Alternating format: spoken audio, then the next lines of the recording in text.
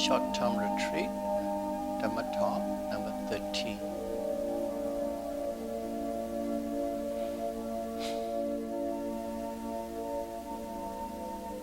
When we are practicing mindfulness insight meditation, at one point we'll come and experience the unpleasant feeling from physical source, such as excessive pain, hardness, stiffness, numbness, etc. in a certain part of our body. And that will give rise to mental distress, as anxiety, worry, dissatisfaction, irritation, anger.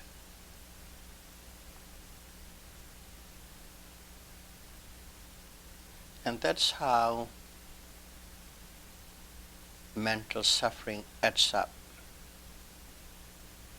Suffering on pain from the physical source. And it is called dukkha, dukkha. Suffering, suffering. Obvious suffering. Physical suffering with mental suffering. Dukkha, dukkha. There's another kind of suffering. In Pali it's called Vipassana dukkha. Suffering upon change. A yogi is practicing, going quite well, calm, cool, collective, and feeling quite good in your sitting meditation. And suddenly, maybe 40-50 minutes later, that good feeling stops.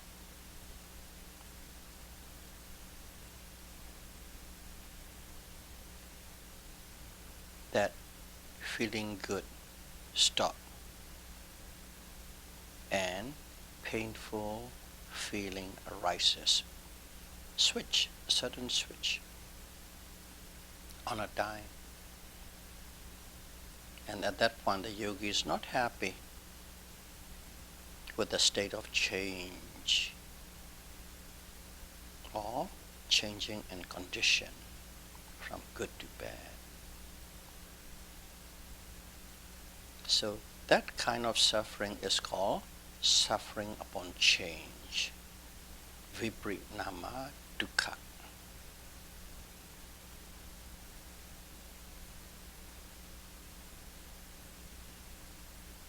So all of us are experiencing unending varieties of physical and mental activities all the time.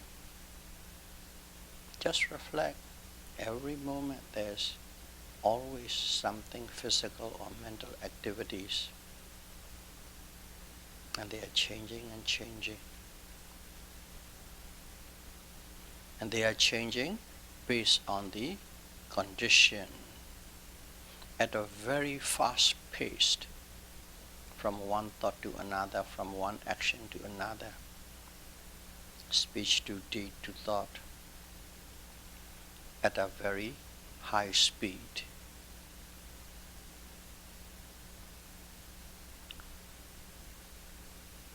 And we take that as normal for us because we are experiencing all the time, every time. That's a norm, that's normal. So when it is normal, no big deal. And that is suffering we are oblivious of, that we are not aware of, we don't know.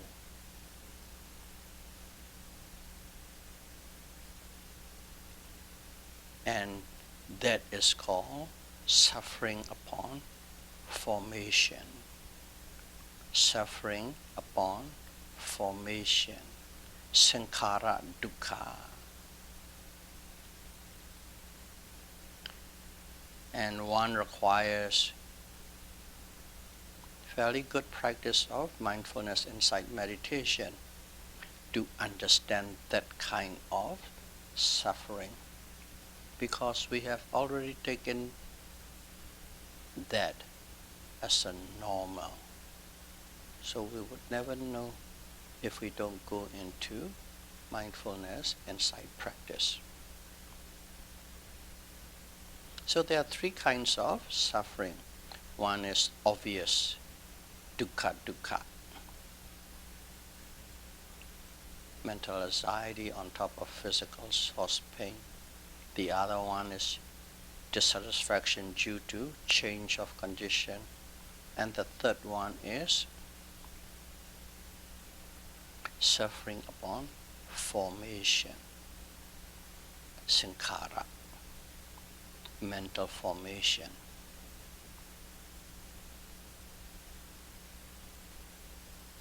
And Buddha said, just one line, sabbe sankhara dukkha. Sabbe sankhara dukkha. All formations are unsatisfactory, which means dukkha. All formations are dukkha. So when you said that, existence is suffering, dukkha. So that is the noble truth of suffering, dukkha sissa. Existence is suffering. It covers everything.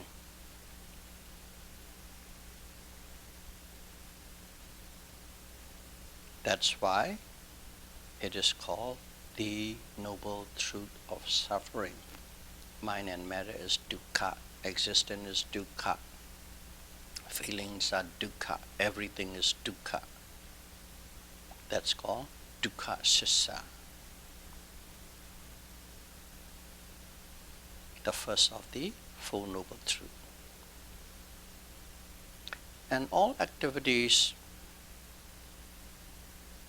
and associated pleasant, unpleasant, or neutral feelings arises out of ever-changing condition. They are not causeless. There's always a cause. There's always a condition for these to arise, all activities, all feelings.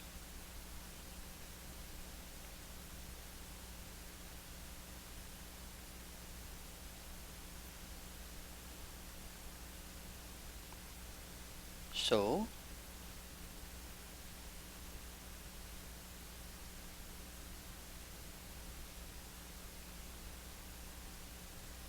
mental formation or sankhara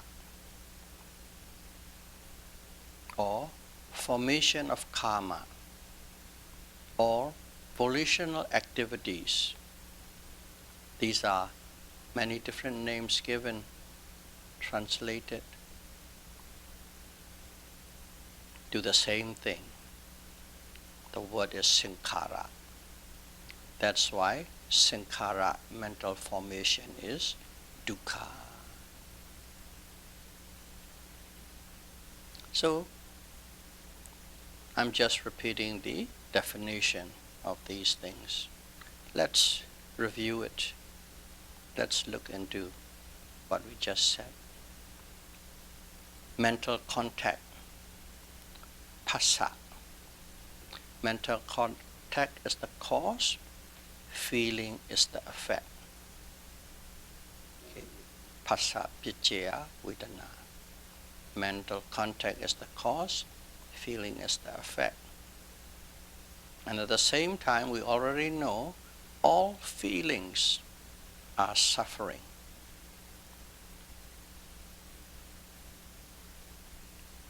And unpleasant feeling from the physical source. We are emphasizing here kayika dukkha vedana, unpleasant feeling from the physical source, because this is easy for everybody to understand. This unpleasant feeling from physical source is due to mental contact, phassa. And also, we know this unpleasant feeling from physical source is dukkha sissa, noble truth of suffering. So, mental contact is the cause of suffering. So we are connecting the dots. And finally we found out mental contact, phassa, is the cause of suffering. Eventually it leads to suffering.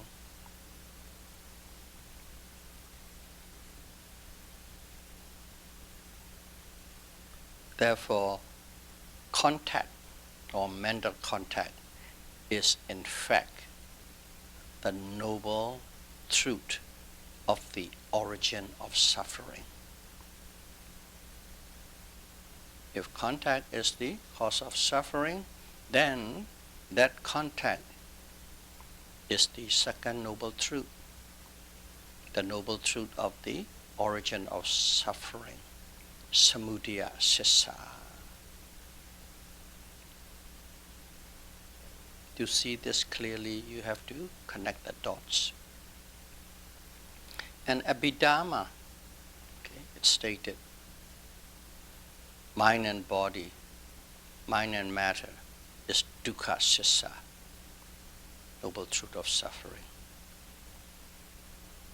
And craving or tanha is the cause of suffering. It's clearly stated in Abhidhamma. Mind and matter is the first noble truth. Craving is the second noble truth.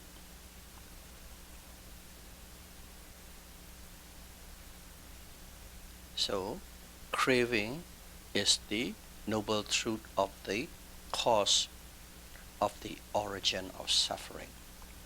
Abhidhamma presentation. The previous one was, we are pulling it from the dependent origination and showing how it's connected. Mental contact is the cause of suffering.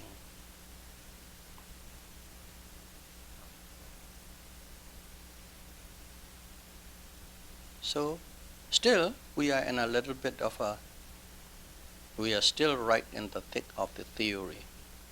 Let's go into practice. Like you're meditating. In your meditation, every one of us have experienced this pain, unpleasant feeling from physical source. We all have experienced pain.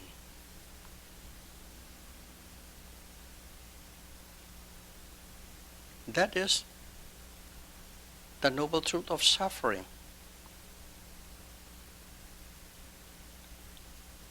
And how does that pain arise? Due to mental contact. Due to mental contact. That's how that pain arises. That is your direct experience in meditation. So from there, you can see mental contact is the cause of the origin of suffering.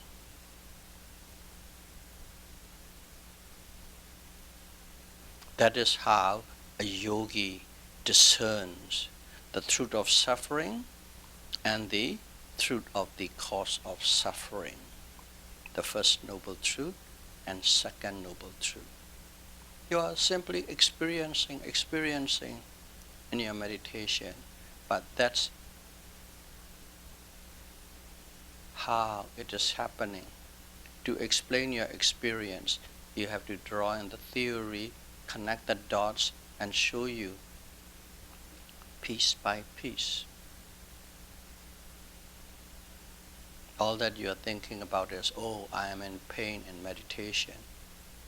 But if you do properly, you are experiencing the first noble truth and second noble truth.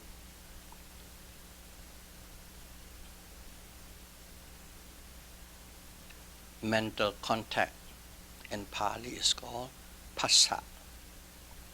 That is cetasika. Remember cetasika? Mental factor, 52 of them. This phassa is one of these 52 mental factors. Okay. Phassa is a mental factor. And actually, how does it arise? It is the union, getting together, coming together of the imbalanced element, earth, wind, fire, and water. We are observing our body, so imbalance relative to the normal state of our body. It's a union of the imbalanced element and the body sensitivity, a location in the body, and knowing of the two. Knowing of this imbalance of the element and the location of the body. So altogether 3. But they come together and suddenly you don't see as 3. As soon as they come together, you see as seamlessly. All these 3 are presenting to you as one, seamlessly. You don't see the imbalance. You don't see the sensitivity. You don't see the knowing. You just simply feel as one. This phassa, you identify as one. How? Pain. Like in your real life, it's pain.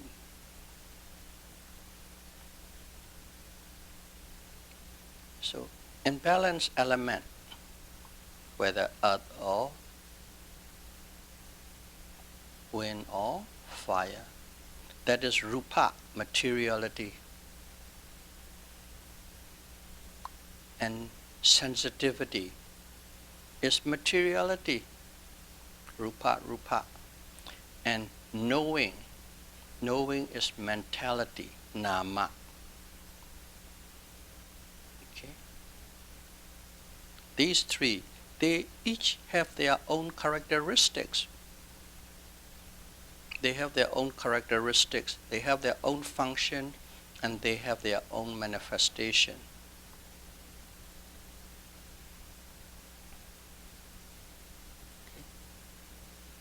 But when those 3 get together, it suddenly turns into mental contact phassa with its own unique characteristics. These are the little things that one need to know how the background comes up.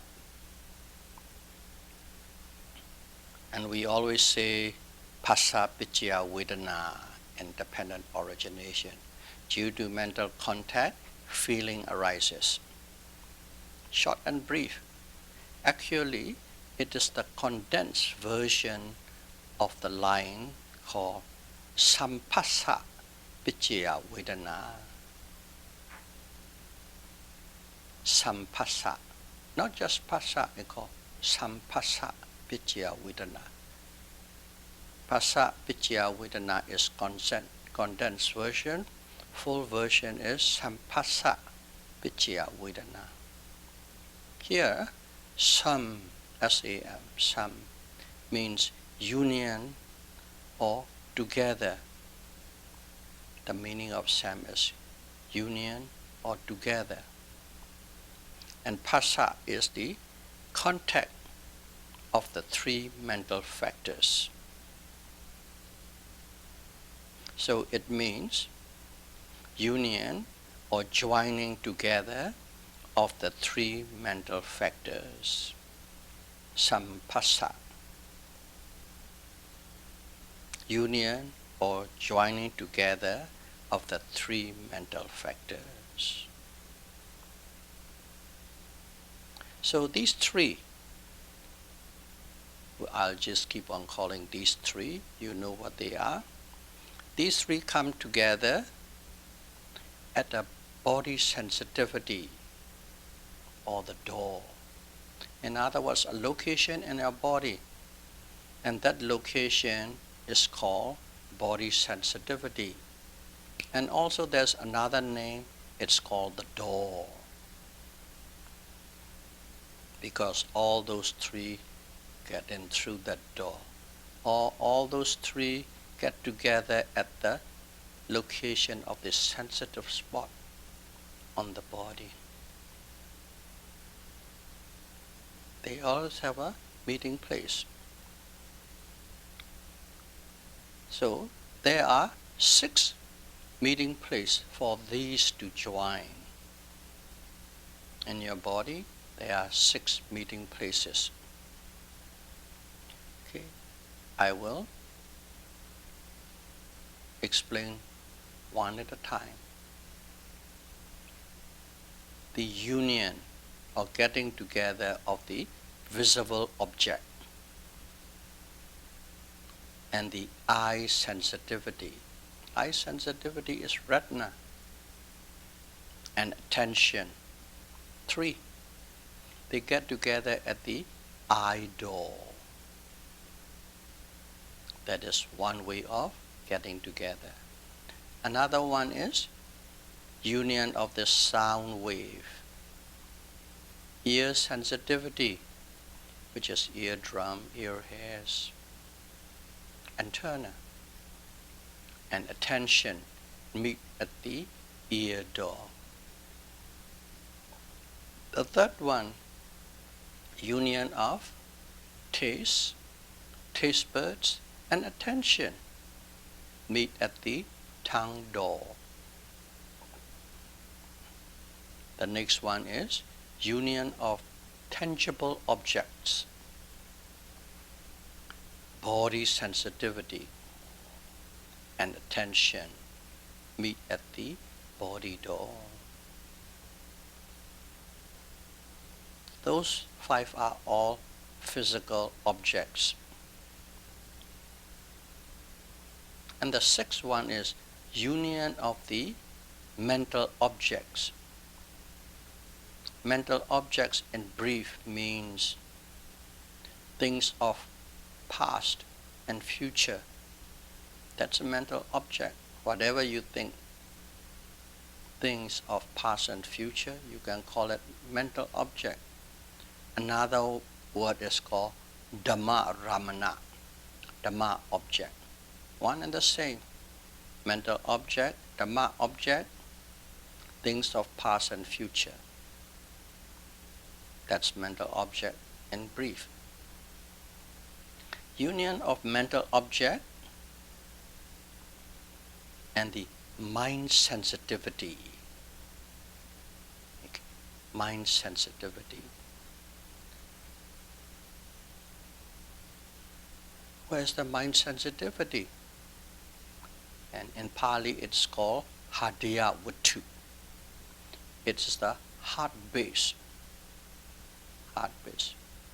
In one of the other of the talks I have explained what this heart base is in detail. And attention meet together at the mind door. I'll repeat again. Union of the mental object and then the mind sensitivity and attention meets at the mind door. So there are 6. So in Pali it's called Sakhu, eye, Sampassaja. We already know what Sampassa is. Eye, union. Sota Sampassaja, ear reunion. Gana sampasaja, smell union. Jiva sampasaja, taste union. Kaya sampasaja, body union. And mano sampasaja, mind union. Just short, but I have explained detailed just a few seconds ago. So those are the 6 kinds of union or mental contact, sampasaja, happening depending on the condition.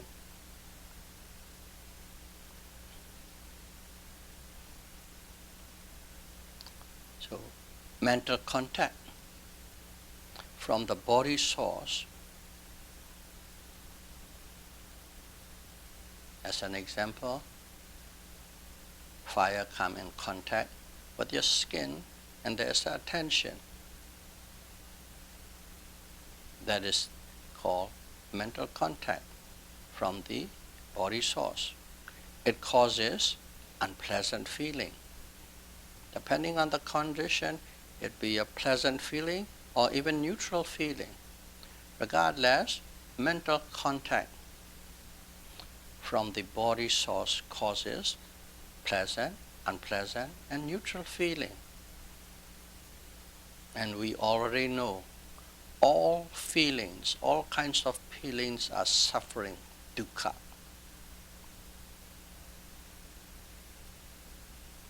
Therefore, one is experiencing the dukkha, sissa, noble truth of suffering.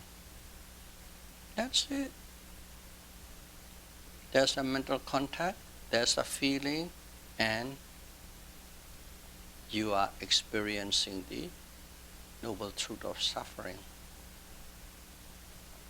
I'm trying to repeat this again because I had already said it before. And all feelings are due to contact. All feelings arises out of contact. Therefore, contact is the cause of suffering. Trying to show the middle link. How mental contact and suffering are connected. So we need to overcome the 6 contacts, 6 sampasaja, because they are the causes of suffering. If we want to eliminate suffering, we need to overcome these 6 mental contact, sampasaja. If we want to eliminate, we have to know where it is. Where are they? These can be located at the 6 doors, or the bases. You can call the 6 doors, or you can call 6 bases in the body. We already know eye door, ear door, nose door, tongue door, body door, and mind door. 6 doors. If you go check at the 6 doors, you will find them. You'll find the union. If you remember dependent origination statement, salayatana pichya passo.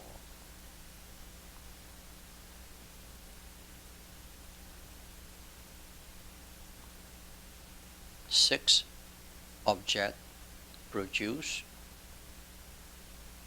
contact, mental contact. 6 types of object. What are they? Form, sound, taste, odor, tangibility, and mental object.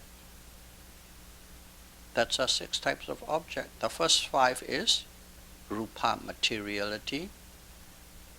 Mental object is nama, mentality. Those are the 6 types of objects. These 6 types of objects give rise to mental contact. But of course, mental contact is union, so there must be some.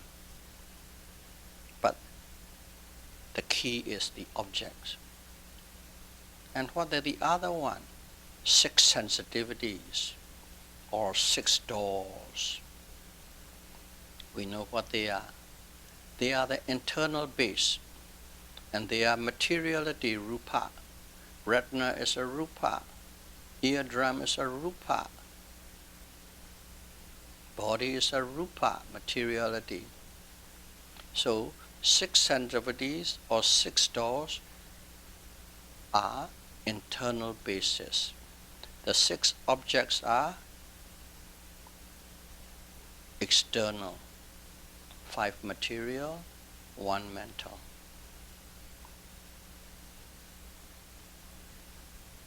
And there are 6 types of consciousness.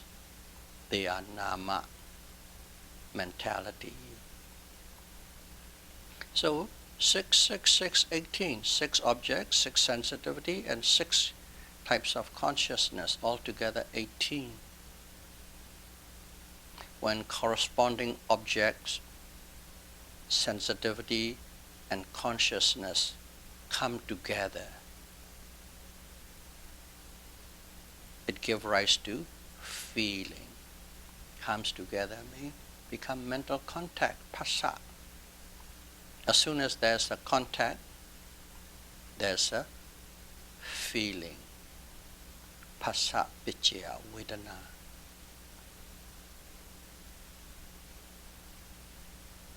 And when there's a feeling under normal circumstances, there will be craving. Pleasant feeling, you love it, you crave what more. Unpleasant feeling, you want it to disappear. Craving, neutral feeling, oh, it's okay. Craving. Vedana, vichaya, tanha. Due to feeling, craving arises. And of course, once you go to craving, destination is suffering. Connecting. Salayatana, 6 objects, 6 sensitivity, 6 type of consciousness. When they get together, arises phassa. When phassa arises, there's feeling. When the feeling arises, there's craving. When craving arises, finally, it goes down the road of suffering.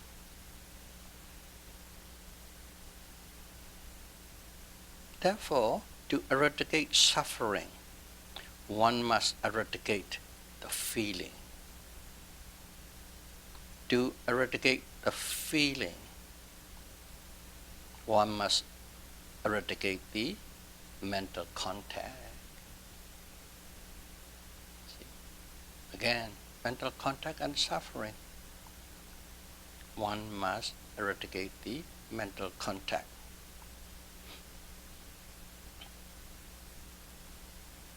And here we keep talking about mental contact, and I like to add up one little segment for us to understand clearer, correctly.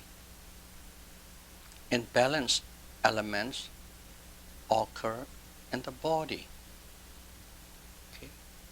Imbalance means there's a normal temperature in your body, 96 point something. If it is less than that, deficiency, then become cold, the body become cold. It's imbalance. If it is more than that, go to up to 101, it become very hot fever. That's imbalance. Imbalance from the normal states of what's supposed to be, what it is. Our body has a very specific temperature that regulates. That's normal. Anything less, anything more, deficient, excess, is imbalance. And these imbalance element, let's call it imbalance temperature or heat in the body. It seems like internal, it's in the body. Okay? We all agree? But it is not. It is the external condition. This imbalance heat arises from external condition or external objects.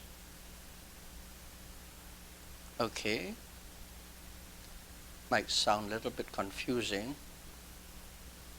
Let's take an example. Especially in a cold country like Canada, in winter we live in a house. Okay. We put the temperature regulated to 20 degrees. Just like the body, we can regulate, that's 20 degrees is what the house temperature is. We turn on the thermostat to 20, it's 20. But if the outside temperature goes down to below zero, that 20 is not 20 anymore. It goes down to 18, 17. But we keep it at 20. Thermostat is 20, but actually the house temperature goes down to 17 because the outside cold temperatures invaded into the house. The same thing, you keep your house at 20. Outside is very hot in summer. Outside is 30 degrees. And the temperature in the house goes up to 27, 28. Where does the imbalance of temperature in the house come from? From outside. The condition of outside changes the condition inside. Just think your body as the house, and the deficiency and excess of temperature is operating exactly like that. That's why the deficiency of excess of temperature in the body is due to the condition from outside.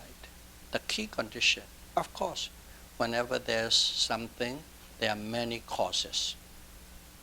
You can argue in many ways, but the key is from external source, external condition. So that is one thing nice to know, to understand correctly. Is changing. But at the same time, in our body, we have the internal base, or we can call it receptor, or we can call it sensitivity. Internal basis or receptor can detect these imbalanced elements. These sensitivities can detect these imbalance. Cause and effect, cause and effect. Every mind and every matter has their own function to do. And then, of course, the mind knows about it. Just like a motion detector, when there's a motion, it beeps. The same thing. These internal base or receptors can detect the changes in conditions.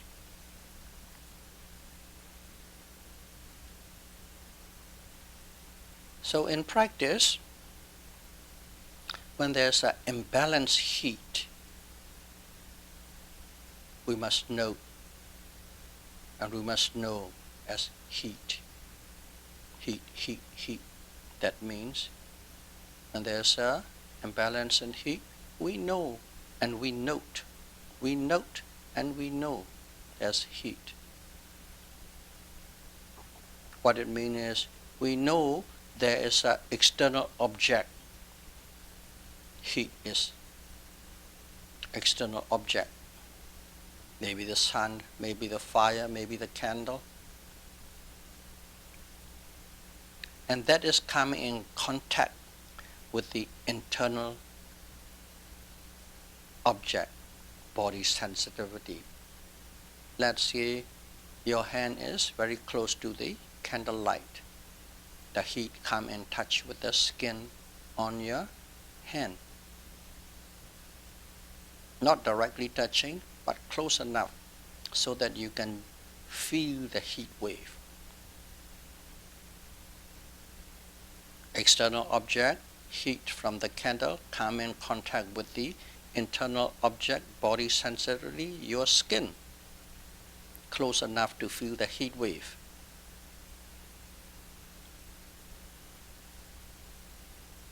That's what is happening.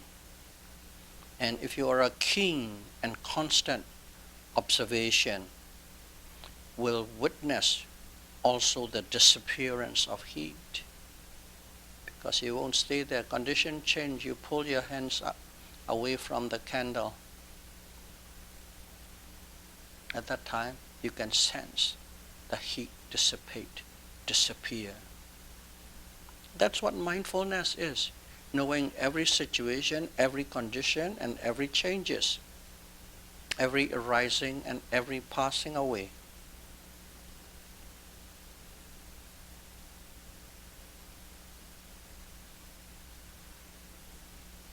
Along with that dissipation of the heat, disappearance of heat, also the body consciousness, which knows that heat, also disappear along with the disappearance of heat. The heat disappear, the knowing of that heat also disappear. There's nothing to know. The mind has no heat to know. Heat ended, ceased. Knowing of that heat ended, ceased. If you are a keen observer, you will know these. Every little playbook of each object.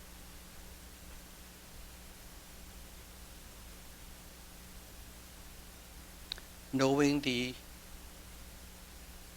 united three. What are the united three? Phassa.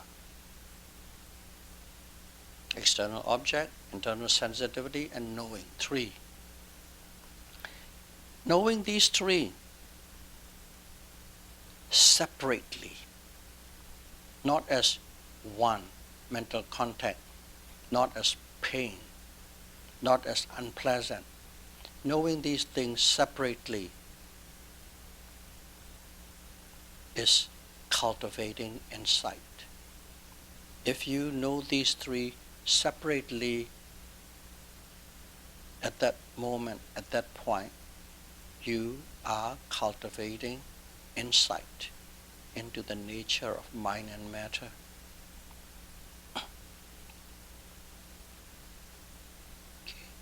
Okay.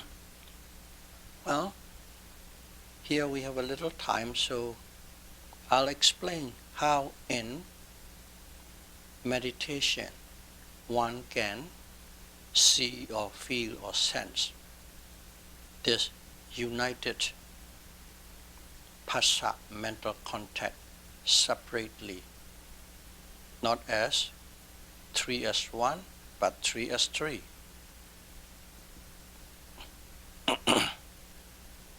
Let's take a scenario here. You're meditating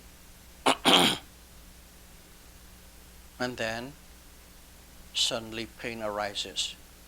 Pain, pain, pain. Very painful. It is torturing. It's making you suffer. You're getting angry. you're getting anxious. You want it to disappear. Pain, pain, pain. That is, you are observing phassa, mental contact, the union of the three. That is a pain, unpleasant, torturing you, suffering, making you suffer. Mental contact, phassa. Sampassaja, union of the three as one. Pain, pain, pain. But you are a great, diligent, and determined yogi. You don't give up. You don't turn your face away from the pain. You just observed. Unyielding. Look into it, look into it. It's painful. It's suffering, but still you use patience and tolerance and you observe it. And at one point, suddenly, you feel the pain. And then suddenly you feel heat, great heat. When you're feeling the great heat, you don't feel the pain. And then suddenly the pains, you feel the pain again and you suffer again.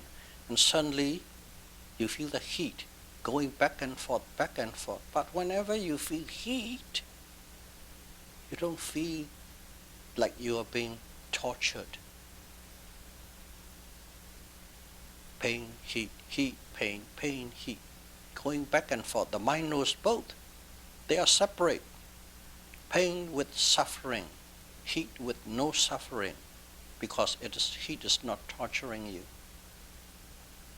And also, you are aware that pain is at the knee, location of the pain in the body, just for communication purpose. At the knee. What is that knee? That knee is the body sensitivity. That heat is the excess or deficient fire element. Heat is the fire element. Knee is the body sensitivity. So your awareness becomes a little more of a variety. You know the pain, and suddenly you know the heat, and also you are aware of the knee. And when you are aware of the location and the heat, there's no suffering or very little suffering. When you are aware of the pain, there's a lot of suffering. And you observe, and you observe, and you observed. Unyielding. And at one point, suddenly, you begin to see, or as if you are seeing, there's a heat and there's a knee. And you are aware as if you are from a distance watching. You're aware of it. That is knowing. That is knowing. That is kaya.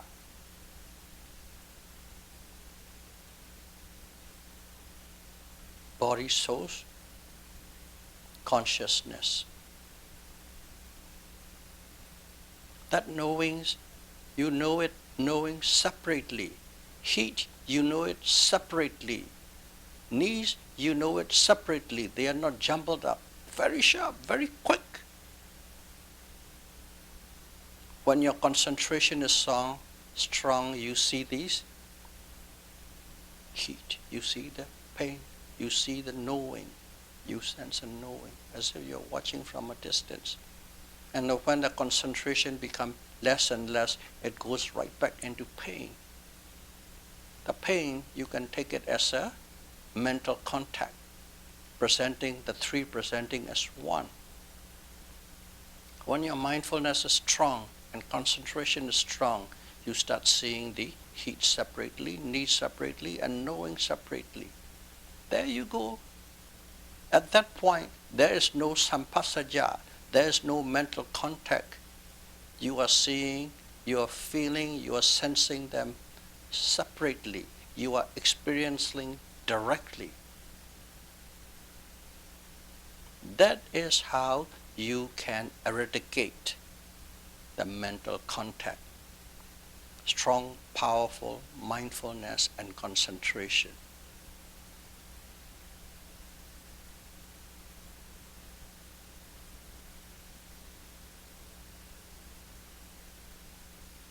So, if you can see that, that is the destruction of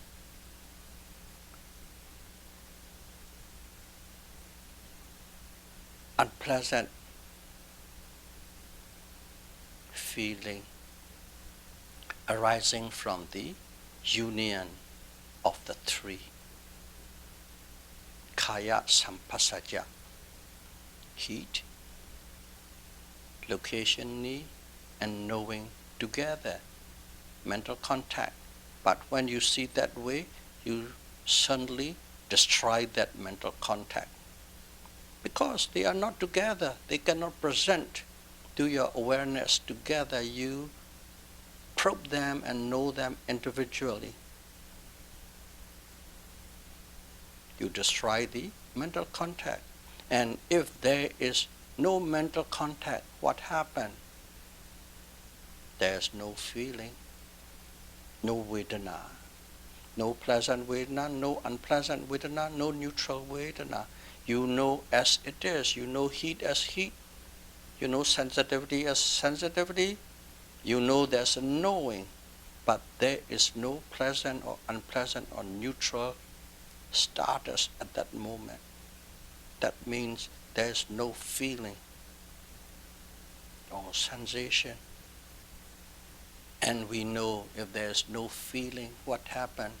No craving, and eventually no suffering. That is how the destruction of mental contact, phassa, take place. Be mindful.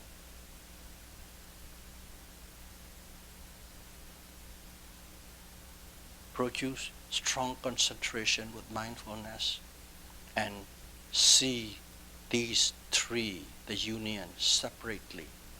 That's the end of phassa, the end of suffering at that moment. So we use this one type of body, okay, sampasaja, union of the three using as a body. And there are 6 types. So the remaining 3, you can figure it out yourself, and you can break up these mental contact in a similar fashion.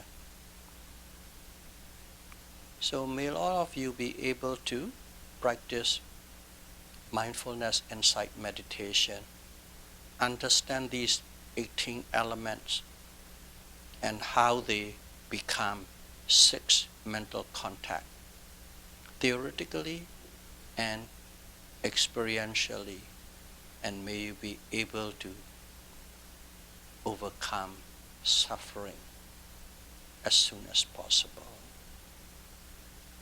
Sadhu, sadhu, sadhu. Thank you very much.